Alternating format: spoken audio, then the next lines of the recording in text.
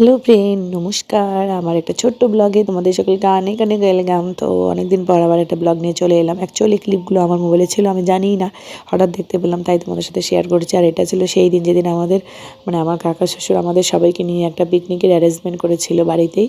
তো সেই মতো পিকনিকের তোড়জোড় শুরু হয়ে গেছে, কাটাকাটি।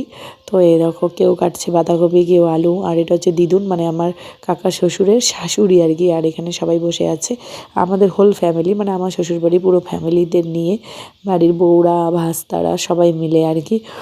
আর যেহেতু সেদিন তখন ছিল অনেক ঠান্ডা, তো তার জন্য সবার গায়ে হয়তো তোমরা দেখতে পাচ্ছ সোয়েটার। অনেক দিন আগের না ক্লিপটা। আর দেখো, কাকুমণি আরও কিছু বাজার বাকি ছিল, ওগুলো নিয়ে আসলো। আর এই যে ভাইয়া, তো এইটা ছিল। এই দেখো, আর এদিকে চলছে আমাদের আগুন তাপানো। আমার শাশুড়ি বসে আছে, আমাদের পুচকি।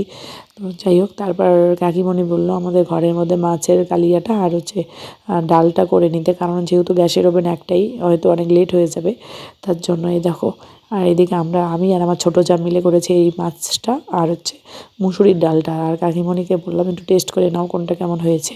তো কাকিমণি সেই মতো প্লেট নিয়ে একটু টেস্ট করেছে যে কোনটা কেমন হয়েছে। আর যাই হোক, কাকিমণি বললো যে ভালো হয়েছে।